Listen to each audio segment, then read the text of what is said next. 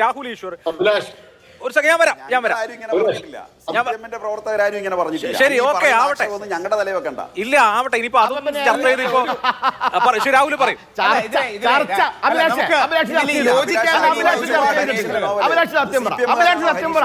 അഭിലാഷ് സത്യം പറ.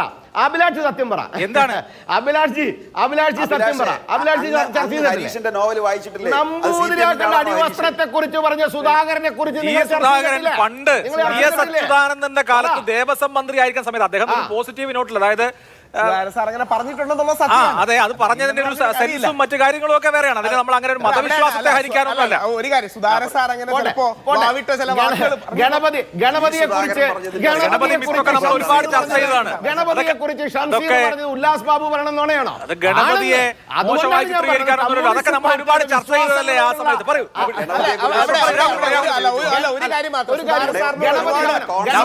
പാടില്ല എന്ന് നിങ്ങളുടെ പാർട്ടി രേഖ പറഞ്ഞിട്ടില്ല. ഒരുപാട് ഫൈറ്റ് ചെയ്തിട്ടൊരാളെന്ന രീതി പറയാം. ഞാൻ ചലഞ്ച് ചെയ്യാം. CPM-ന്റെ രേഖയ്ക്കകത്ത് അങ്ങനെ ഒരു വാക്ക് പറഞ്ഞിട്ടുണ്ടെങ്കിൽ ഞങ്ങൾ മൊത്തത്തിൽ കാര്യങ്ങൾ പറയും. നമ്മൾ അങ്ങനെയൊക്കെ പറയാൻ പോയി കഴിഞ്ഞാൽ കുറെ കാര്യങ്ങൾ പറയേണ്ട ഒരു വിഷയം മാറി. നമ്മൾ സമാധാനം ഉണ്ടാക്കാനുള്ള ചർച്ചയല്ല. പാലക്കാട് നടന്നിട്ടുള്ള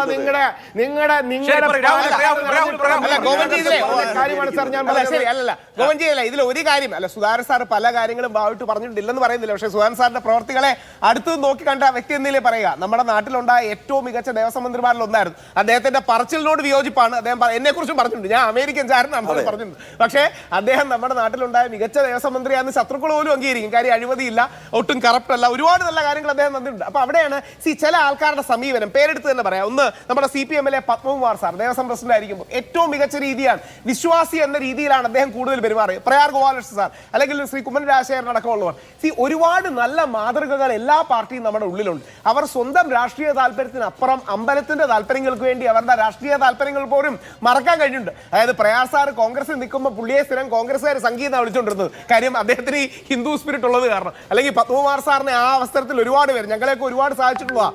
കുമ്മനം ചേട്ടൻ അടക്കം NK പ്രേമേന്ദ്രൻ സാറ് ബില്ല് അവതരിപ്പിക്കാൻ പോകുമ്പോൾ ചില ആൾക്കാർക്ക് എതിർപ്പുണ്ടായിട്ട് കുമ്മനം ചേട്ടൻ പറഞ്ഞു ബില്ല് ശബരിമലയ്ക്ക് അനുകൂലമായി കിട്ടുന്നെങ്കിൽ കിട്ടട്ടെ. അപ്പൊ നമ്മുടെ അമ്പലമാകട്ടെ പള്ളിയാകട്ടെ ഇവർക്കെല്ലാം കക്ഷി രാഷ്ട്രീയത്തിന് അതീതമായ ഒരു സ്പേസ് നൽകാൻ നമുക്ക് കഴിയണം. ഇല്ലെങ്കിൽ ഇതൊന്നും നിലനിൽക്കില്ല.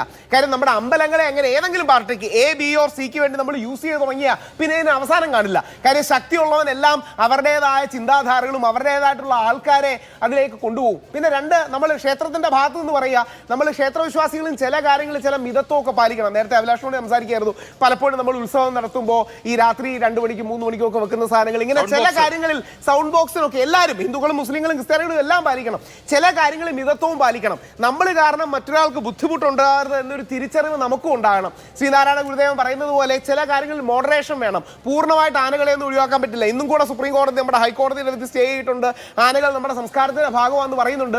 അവിടെ ചിദാനന്ദപുരി സ്വാമിജി അടക്കം പറയുന്നുണ്ട് അമിതമായി ഇതിന് കാശ് നമ്മൾ ചിലവാക്കരുത്. ഇന്നത്തെ ഹൈക്കോടതിയുടെ വിധിയിലും ഉണ്ട്. അത് നമുക്ക് ചാരിറ്റി ചെയ്യാം. എത്രയോ ഹിന്ദു കുടുംബങ്ങൾ ബുദ്ധിമുട്ടിലാണ്, പട്ടിണിയിലാണ്. നമ്മുടെ ഹിന്ദു വിശ്വാസികളെ തന്നെ, നമ്മളുമായിട്ട് ബന്ധപ്പെട്ട് നിൽക്കുന്ന ഹിന്ദു വിശ്വാസികളെ ആകട്ടെ, ചാരിറ്റി ആകട്ടെ, കൂടുതൽ വിദ്യാധനമാകട്ടെ, അങ്ങനെ കുറെ കൂടെ പോസിറ്റീവായി. ഇത് രാഷ്ട്രീയക്കാർക്കാണ്. ഞങ്ങളെക്കാൾ കൂടുതൽ ഇവിടെ ഇരിക്കുന്ന 3 രാഷ്ട്രീയക്കാർക്കും, കോൺഗ്രസിനും BJPക്കും CPM-നുമാണ് ചെയ്യാൻ കഴിയുക. ആ നേതൃത്വപരമായ പങ്ക് അവർ വഹിക്കണമെന്നുള്ളതാണ് അഭ്യർത്ഥന.